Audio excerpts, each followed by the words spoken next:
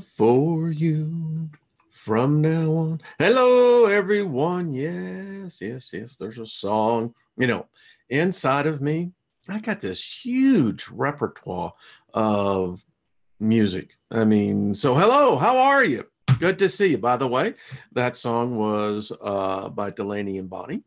And if you've never heard of Delaney and Bonnie, go to YouTube, type it in, and you'll see the song Never Ending Love, which Eric Clapton was a part of that group. So welcome, everybody. It is Thursday, and just invoking great favor upon everyone, including myself.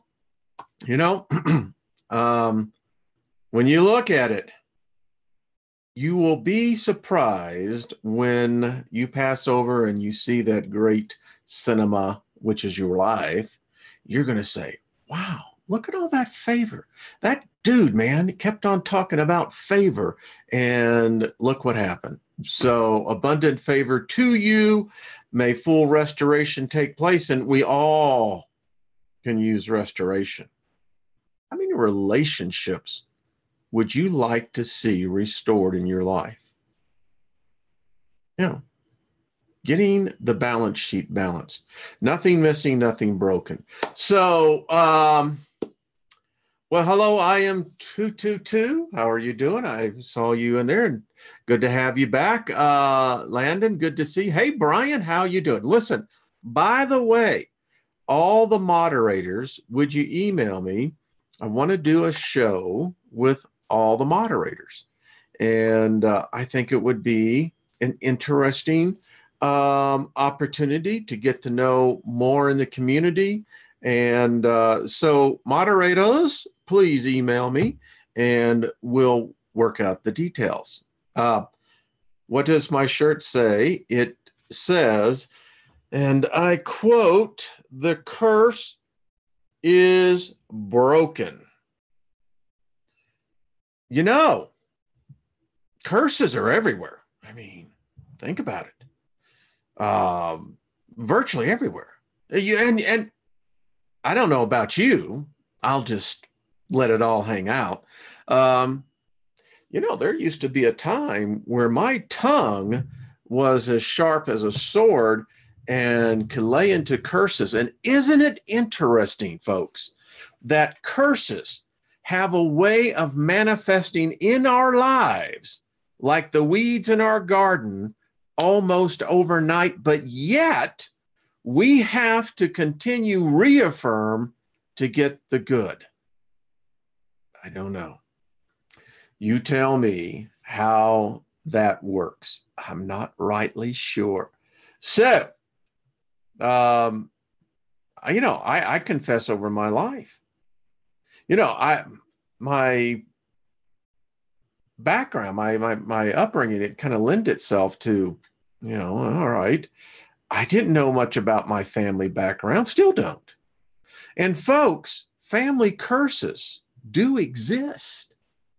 And I contend most people will speak curses more fervently, with more faith each day, whether it be in their life, spouse, partner, child.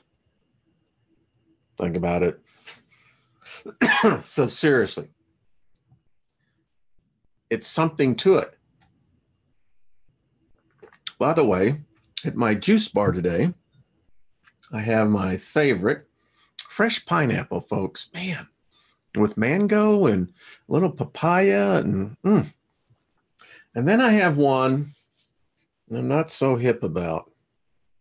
It was an experiment, but yeah. Sometimes, isn't it interesting? You can put a concoction together, and like individually you love it, but separately, and when you combine them, yeah. So, hi everybody, Cajun Queen Tarot. How are you doing, my dear? That's Lois, Curious Carol. Hello. April, good to see you, my dear. How's things up in Canada? Lost in Space. And Brian, I said hello to you earlier. Good to see you. Sun Rabbit and Barry Chod. How are you doing? Twisted Isby. Best. I love it. Who's else on here? Joyce, are you serious? The Master Troy, hello. Pamela Vogel, how are you doing? Good to see you. D, good to see you. 09, hello. So, folks, going to get into something. We cover a lot of topics here, and we're going to continue to cover a lot of ideas. There's no agenda here. There's no dogma. There's no anything here. I dare say that, I don't promote anything other than the exploration of knowledge. And we cover a lot. Magic is, as we all are learning, is something that it is real. We have evidence of it. We know it. We see it everywhere. I'm going to show a picture of on Tuesday. And I don't know if you remember the little girl standing there and the portal that was open. How many of you noticed the sigils? Yeah. So got new books that have come in, and, I always like to have a stack that I haven't read. And a couple of them that I've just began to do the perusal through really is going to tie in with so much we're dealing with. Earth. Let's get right into it. By the way, tonight, I am over on theartistfirst.com radio network, 10 p.m. Eastern, 7 Pacific, 8 and 9, respectively, Mountain and Central, with the Steiger Perspective. And any of you who've listened on that audience is really very large over there. It's very, I'm quite taken aback how large that audience has gotten and is still growing. So we're going to be dealing with. So today we're going to be talking about a topic that, when you look at it from a planetary perspective and what we call life, we're in something that's very weird. So let me get right into our presentation for the day. I think you're going to like this, folks.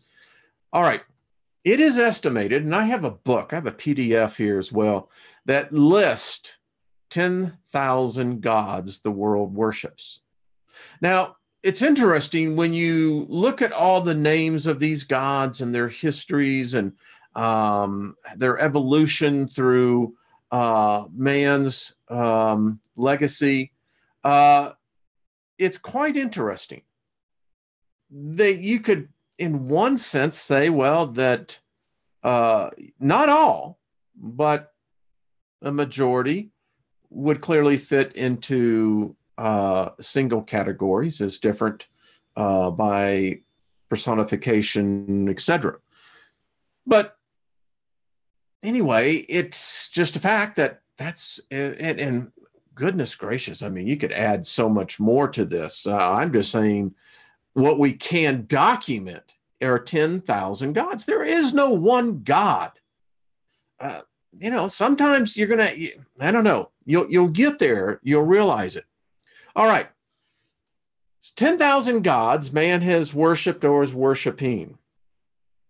This is a picture of galaxies.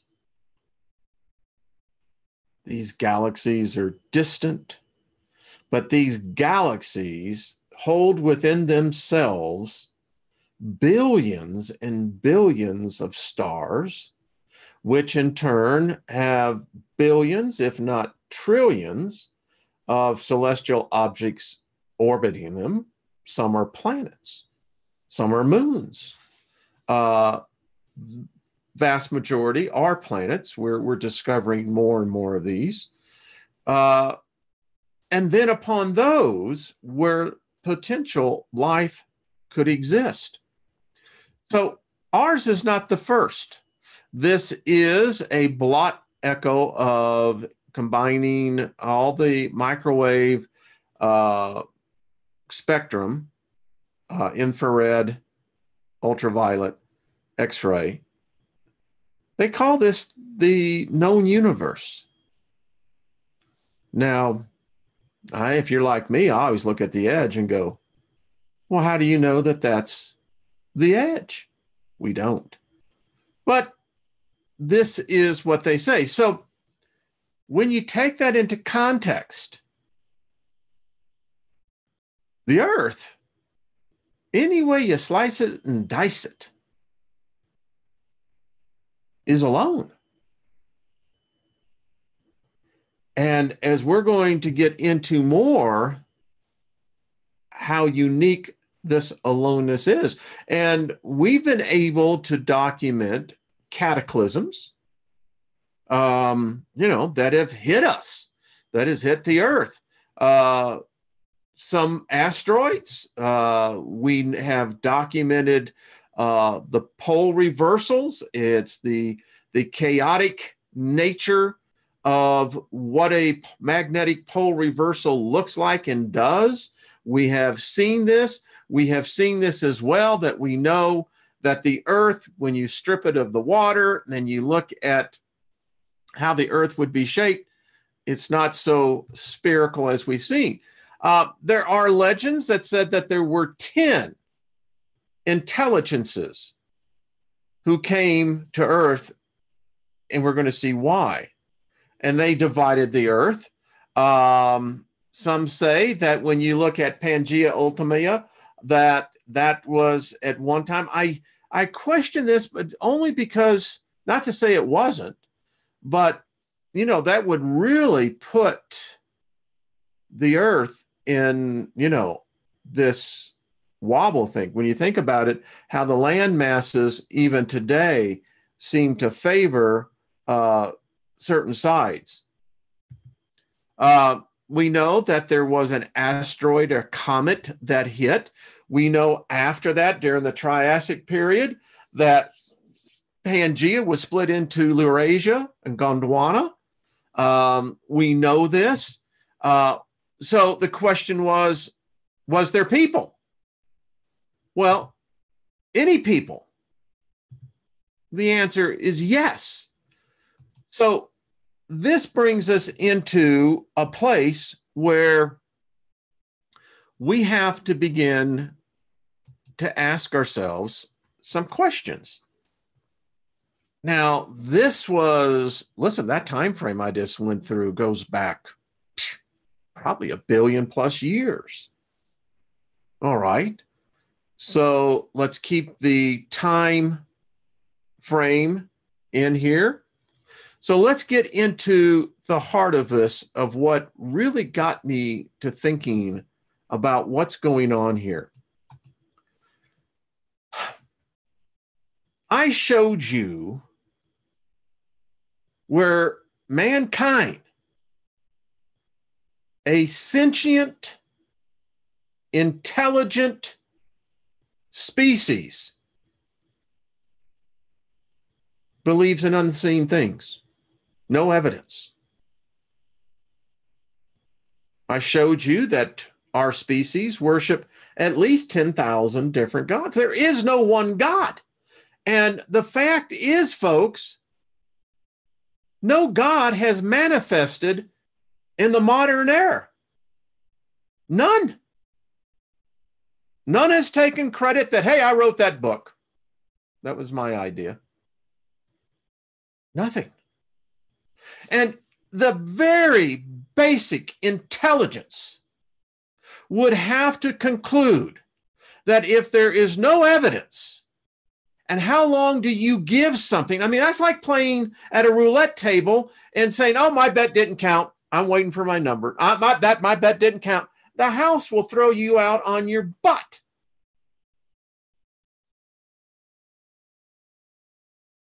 No evidence. So what's going on here? We are isolated. Any way you want to look at this, darling.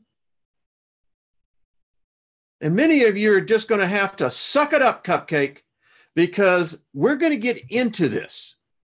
So we have stated, or that at least they say that we have, that even our star, our sun, is not stable in its orbit. Has many different undulations. Something that perturbates and influences the very orbit of our star. Now, when you look at the fact of how we look at the solar system, we have a very interesting scenario set up here. By the very structure of our solar system, which is becoming more evident as unusual, not the norm. We have three, the other one it can't fit on here, natural barriers that something would have to overcome before they could reach Earth. We have the asteroid belt, which is pretty much thought to have been Tiamat. And then we have the great distances of the outer gas giants. And then from there, we get into this thing called the Kuiper belt. We don't know what's in there. We're still, it's not that easy. What we are finding out that we have now these, what we would call microplanets, Eris, Ceres, Sirius. I mean, there's just a number of them. There's going to be more. But when you look at this from an isolation point of view, it's very clear that, there seems to have been natural barriers put before anything could get close to us. And when you take in that most of us think that our plane of rotation is linear. Well, it's not. I mean, if we're moving at all, then this is the spherical model that we have to say is in fact happening. But it gets stranger. So when you look at where supposedly we are, I mean, they say they've been able to measure this. I don't know. Maybe they don't. I don't know. But we seem to adapt it as a species. It makes us feel good about ourselves. We know where we are in our Milky Way. Okay. But even when you look at this, and let's say that, you notice they have where they have 0.00, the sun. Maybe if we move things up, but still look at this, vast distances. I mean, 75,000 light years. 1 light year is, just rounded off, 6 trillion miles. It is said that from the turn of the 1st century to today, Earth, our solar system, has moved 1 light year. So at 0 AD to 2019, we've traversed 1 light year. Now, in one aspect, you have to say, wow, that's been a trip, but yeah, it's minute. So Earth, you and I live here. We say it was created, well, I don't know, there's no evidence that something created it. Could have been just a natural process. We see it. I mean, the way I have to ask this is that, do we see evidence of other worlds being created? Maybe. Would we catch a being in the act, a species, an intellectual? I don't know. Maybe. But we know this. We are in a very rare and unique position. We live in what they call the habitable zone. It's said that every star, or at least stars like ours, which is a medium-sized white dwarf, that they have this habitable zone. There's another term for it called the Goldilocks zone.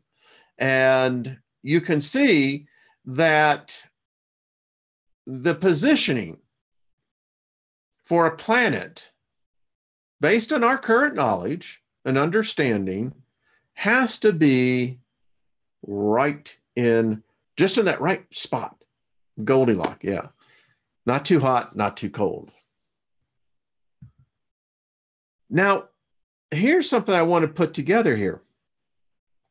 If you look at what could potentially exist in a habitable zone, you could literally put 52 different types of Earth in our orbit, and we wouldn't be impacted, be spaced out enough. And that's a question. Why don't we see planets that are independently in different orbits at great distances? The space, there's a lot of space out there, folks. The question is, why are there not other planets coexisting on these zones? We can't find anything. It's a question. It's a question even about our star. What exactly is about our star? So this recently came out. This is the X-ray spectrum of the known universe.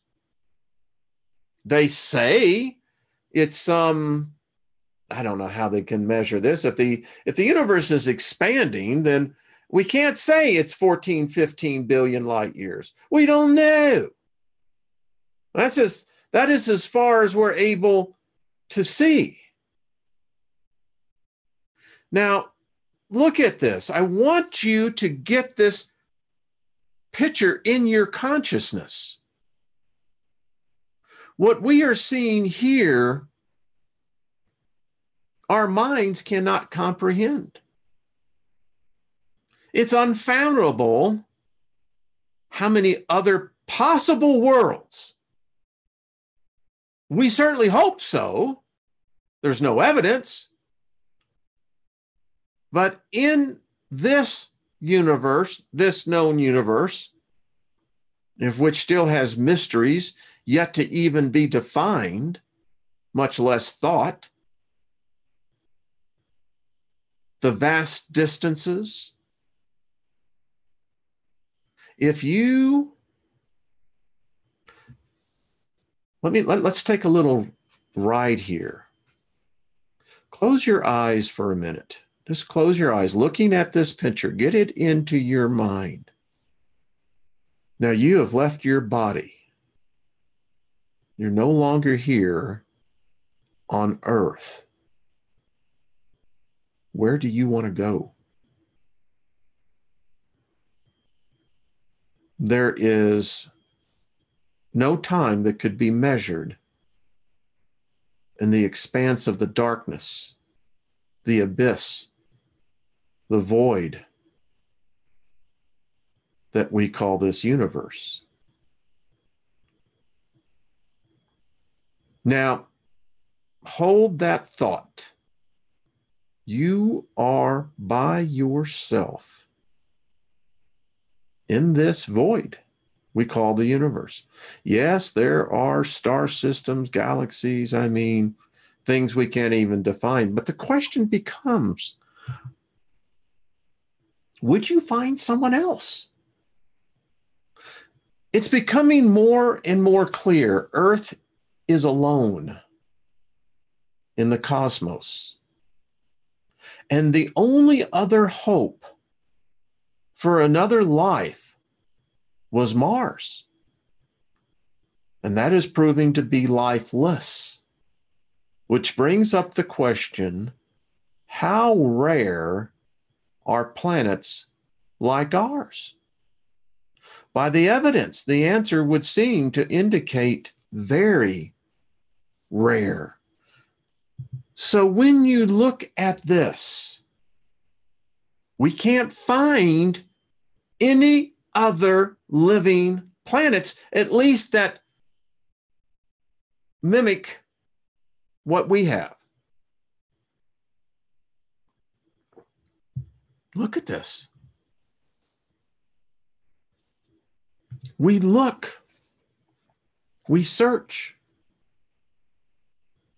And folks, this is just the modern era.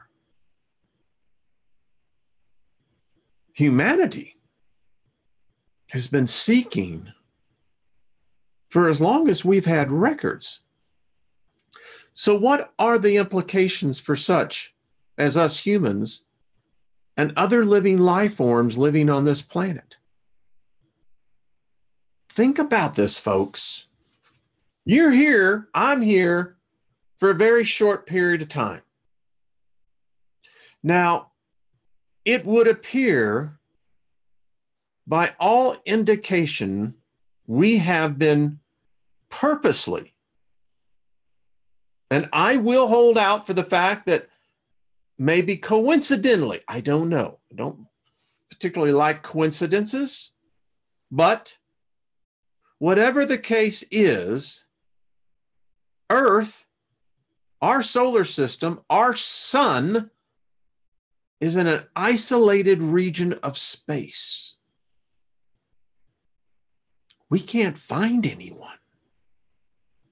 Our imaginations, and we would say, well, you've got the UFO phenomenon, you've got the spiritual thing. Yeah, I dig it. But it might not be what it appears to be at all. And the implications, particularly for humans, since we seem to be one of the sentient intelligences, not to say that there aren't others, but we seem to be the representative of that, of this planet. Remember, we can't see spirits. We can't prove. I know, like, we're just dealing with evidences here. Now, there are other living life forms on this planet as well. And that brings up even more. So when you look at this and all of our efforts to search, to send signals out, to do the best that our ability and our machines, the only conclusion is that Earth is in grave danger and has been for a very long time. Now, it may be too late to do anything about it. And if this is not the case, then it very well could become the case for all life on Earth. When you think of the rarity, the specialty of a living planet, and by living, the definition is defined that host life like us, bipedals, and then the plethora of the other kingdoms and its associated species and genuses.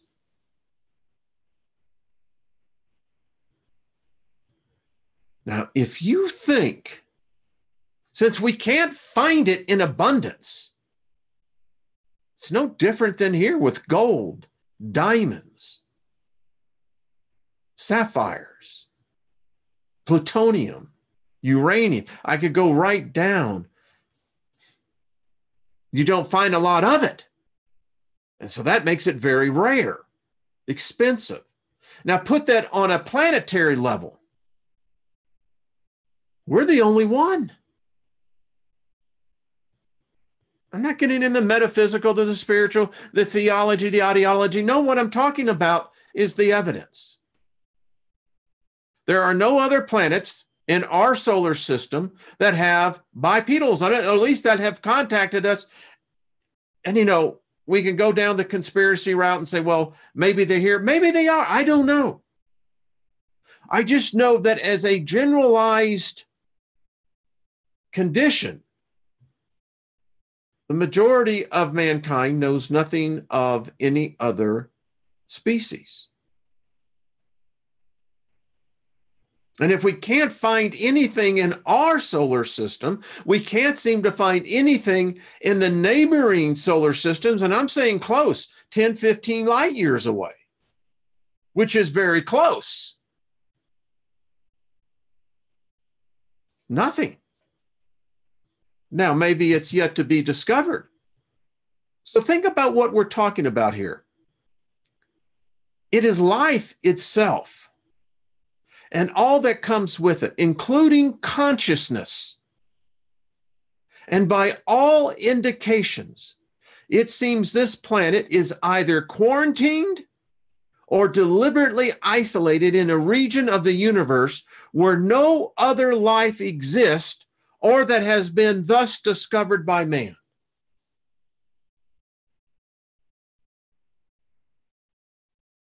I find it incredulous that some doctrine, dogma, would insult my intelligence by concocting a story that has absolutely no proof. None. And the implications is that there is life here. We're that. We're part of that. And we can't find it anywhere else.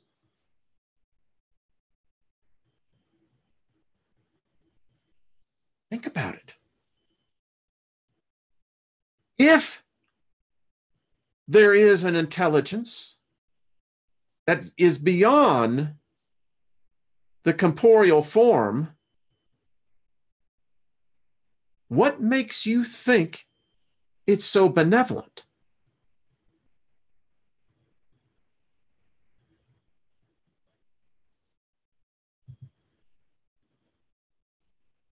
So, what are the odds of this happening?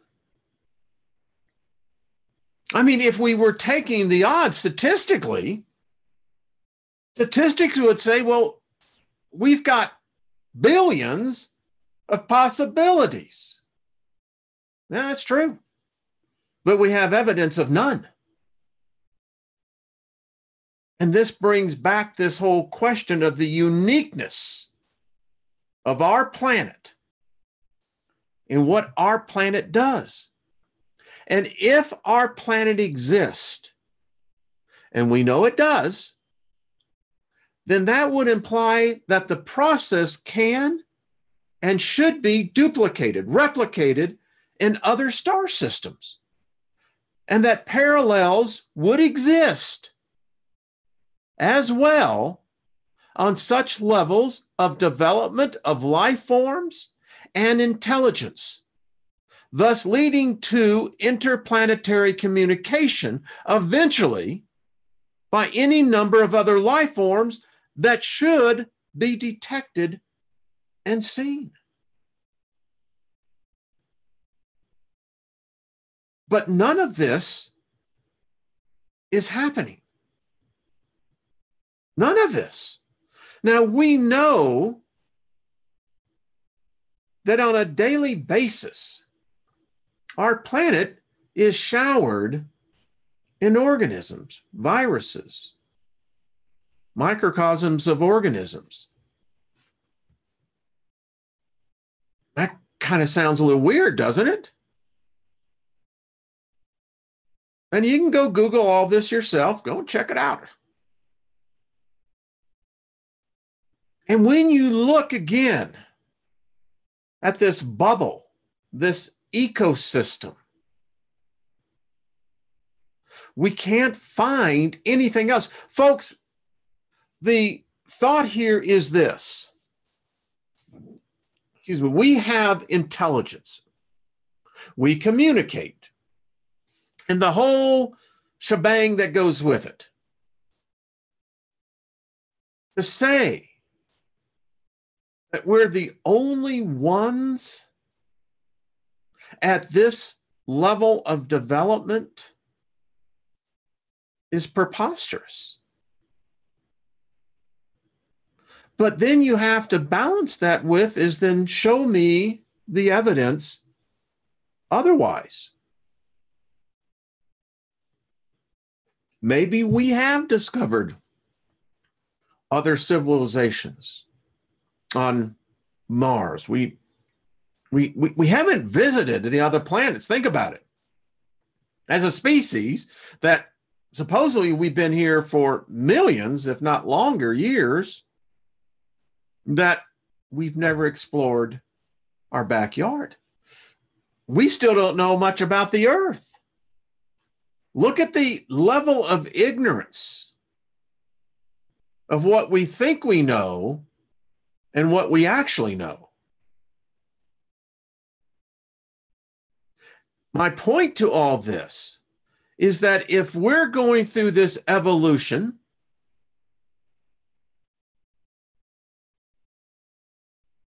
surely, and I don't mean surely, I mean surely, we should have found something. That's the desperation of SETI. I mean, I hand it to them. I encourage them to continue, but they haven't found anything.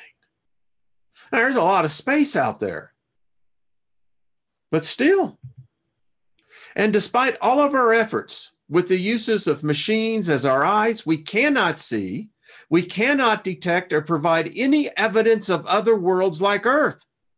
And this takes into consideration that of the billions of galaxies we can detect, and those in our local cluster, which translates to billions of planets orbiting stars, with each star having the possibility of a habitable zone or the Goldilocks ring, where planets could be orbiting in these zones and having intelligence, life forms existing, brings the number of planets like Earth into the millions, if not billions. Yet, the evidence is saying it's just us. It's just us. Now, I know about alien abductions. Listen, we'll cover about how this has broader implications. Don't be making judgments based on the material that has been presented thus far. That's a sign of not too bright. Listen. So yet, we have not to this day found any evidence, absolutely none, that have shown any indication of intelligent life of any kind. So what does this say and mean to us humans living on this planet? It can only be concluded we are and have been in mortal danger. And here's why. Folks, I'm serious about this. We have had this lackadaisical, arrogant, narcissistic, egotistical look that mankind is the top of the pinnacle. It may be, in fact, that we're in the petri dish. Because I contend that intelligence is not going to be either benevolent, most likely malevolent, because we would be a unique species, a unique organism. And here's why. The rarity.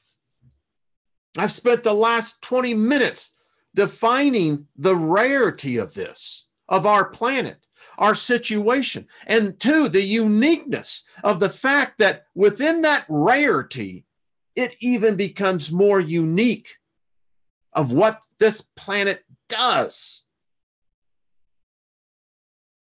And the truth is, we are, in fact, isolated.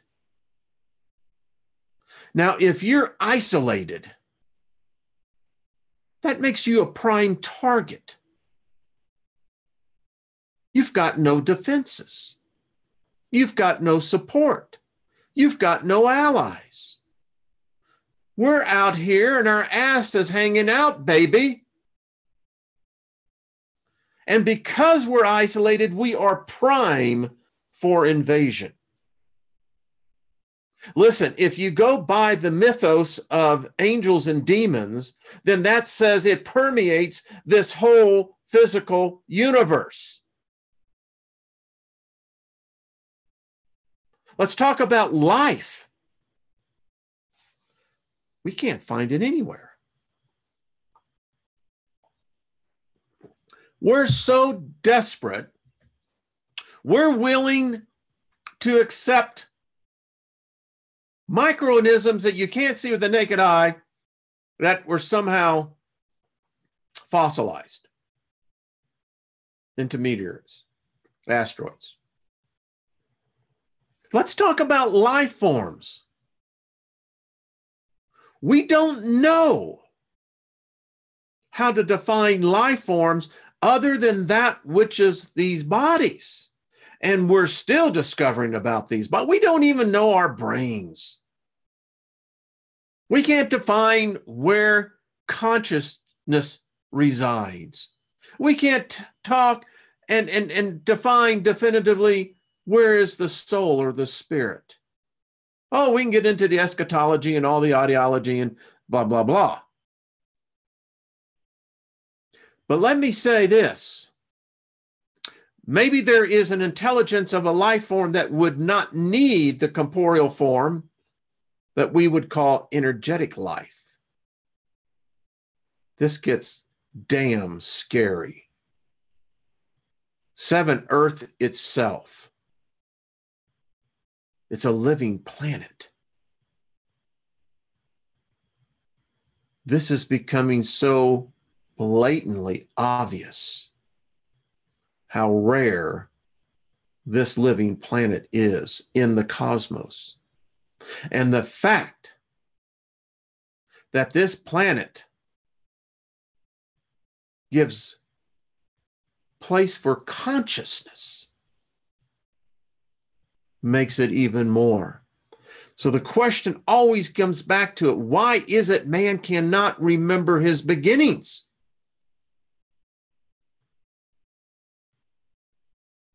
We talk about this constantly on this channel. We can't. That's why we invent religions. That's why we invent gods. Because, well, that pacifies us. And it gets stranger when man cannot remember recent history. 10,000 years. It's all we can barely muster up. Oh, we've got drawings and pictographs and glyphs and what have you that are probably much older, no doubt. But they're a mystery to us. We have no idea what they are. We have theories about who may have put them, but we really don't.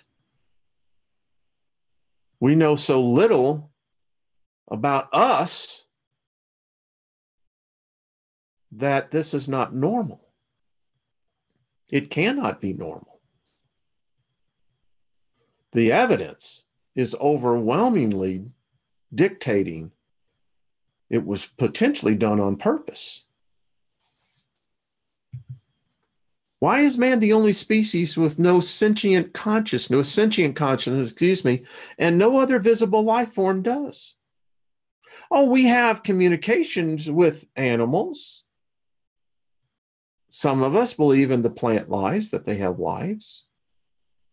But the species, Homo sapiens, in general, and this is what don't get into the minutia. We're keeping this on a generalized basis, is the only sentient conscious being on this planet.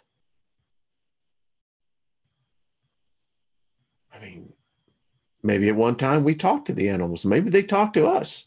Maybe they figure that we're also assholes. They don't want to talk to us anyway. But you've got to think about the uniqueness. All right. So consider this.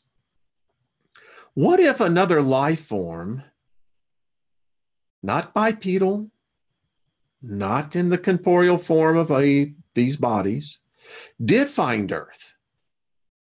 And all the living organisms, including humans, and recently within the last 10,000 years, has been infected by an alien life form. Every living cell on Earth, and it is the entire whole of the planet that makes up this single organism, and that in essence feeds off the planet.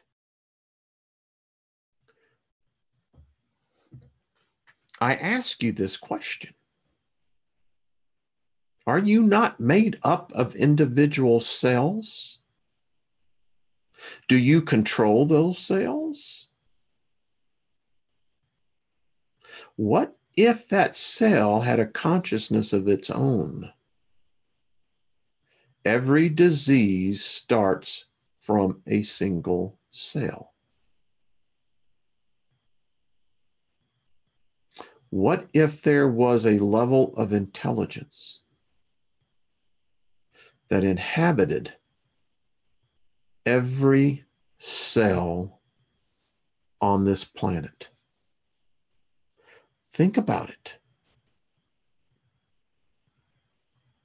This organism exists in the unknown number of every living cell on this planet. It inserts its intelligence.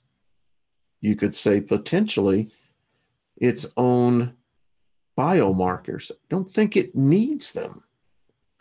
But this is what we do know. Every cell is encapsulated with water. It's basic substance. Water is abundant in the universe. It's everywhere. What if there is an intelligence of such a superior level that all it needs is just the water?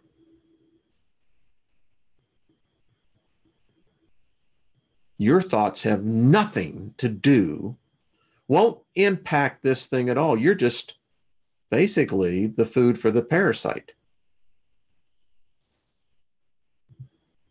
Living cells are what everything on this planet is made of. And without them, there would be no consciousness. Now, you can argue, say, well, Wayne, consciousness is above the living cells. Can't have it that way, darling.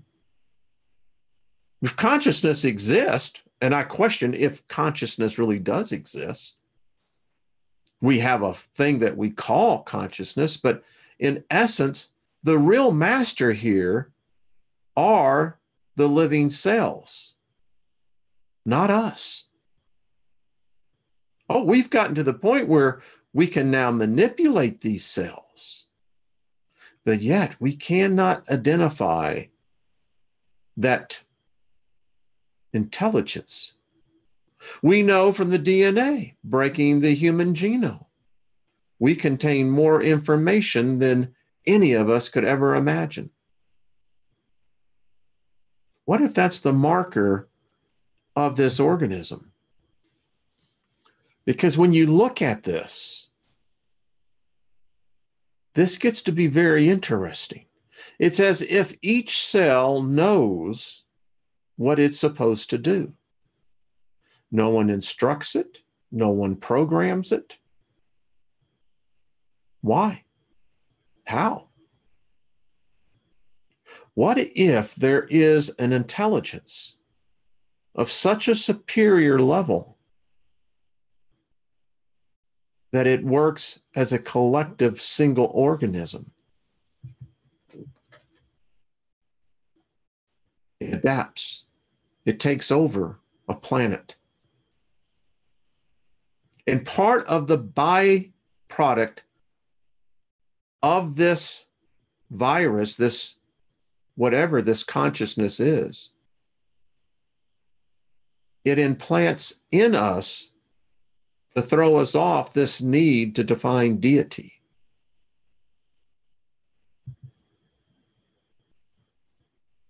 Because by all indications, it is deity. What happens within the cell is we witness that happens in the universe. But what if the earth was in fact found by this organism? Could it be why we can't remember? Could it be as why we are what we are today? I'm just asking. The evidence would suggest something basically put this into us. We may very well absolutely have no choice in this matter. We may be nothing more than host. The way that it works, and the question becomes, who is the actual living organism? And who is really in control after all? Can you create a living cell? I can't. Yeah, it's in my body, yeah. I speak to my cells every day. And does each cell in your body carry your consciousness, or does each cell have its own consciousness? I mean, think about it. Who's carrying your consciousness?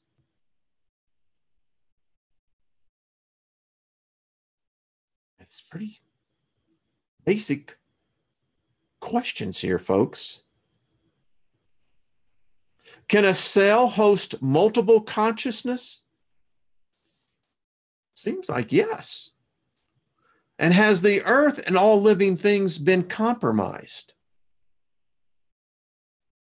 Very serious about this. If the scientific fact is that we know that from the heavens, the outer space, viruses and bacterium rain down on this planet. What if that this is how this organism moves through the void? As you know, I contend we are in the void. So is this God? How else could you define God? The construct.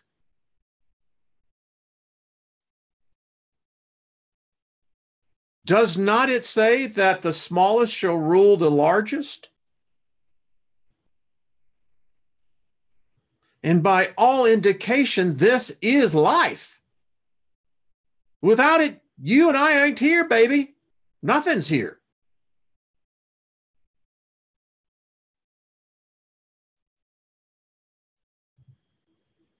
Or is this an invasion? Something that it can exist in a environment that we have no aware of, consciousness of. These are all questions that you cannot help but not ask. Something is going on. And I'm just bringing out the evidence. Now, I know all the stories, you know, we all know the UFOs and everything else. We can't accept the fact that we would be the only one. Now, that lends itself into another question then. If we can acknowledge the rarity of what Earth is and the uniqueness of Earth as a living organism, then there is another avenue to this. It may very well become the gem, the jewel of the galaxy itself, whereas we are but a life form that we haven't recognized yet. That our species is much like other species that have come here and have adapted and understood on another level how to integrate ourselves into this living organism. Think about that.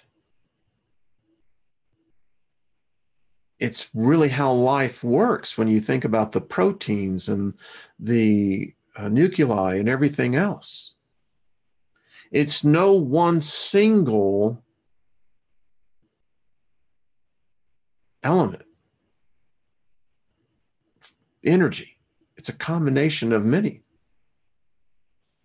And I contend, what if that is in fact what we are? And the isolationness of the planet itself, it very well could be that the other hand is that we are nothing more than an experiment. Forever. Well, I don't think forever. If it's an experiment, then at some point in time, who knows, eventually you would think the experiment stops. I mean, if you look at it in recent, just the anthropology, look at it. When sapiens came on the scene, there were at least a half a dozen, if not more, other human beings on this planet. Many other genuses. Sapiens were not the only ones, but we're the only ones that survived. Or maybe we were the virus that wiped out the other genuses of man.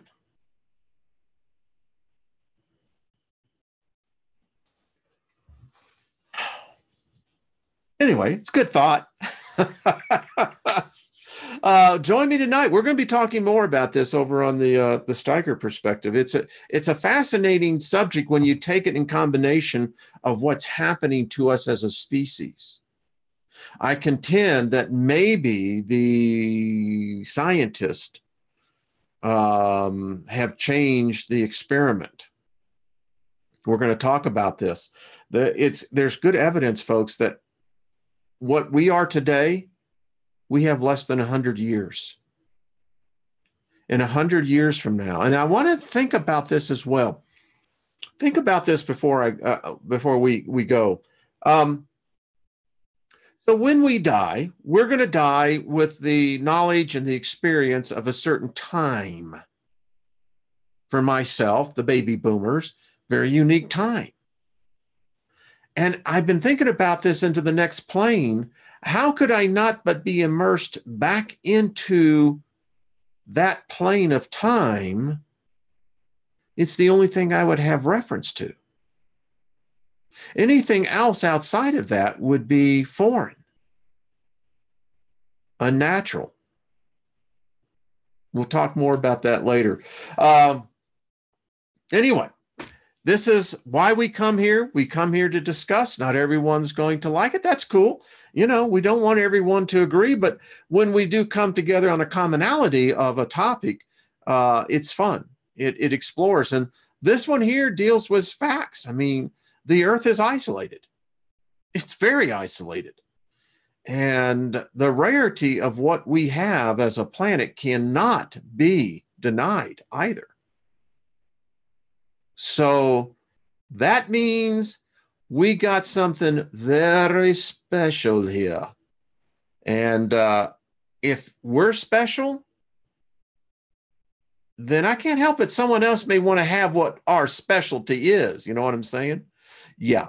All right, folks, be good to yourself. I'll see you tomorrow if you don't join me tonight on the Steiger Perspective. Thank you, moderators. Make sure you get in touch with me. I want to do a show with all the moderators. Thank you, all the rest of you free thinkers, brilliant minds that you are. It's only when all the ingredients comes in that the recipe works. So I just want to find out who the freaking cook is. All right. Much love to you all. We'll talk to you soon. All right. Bye-bye.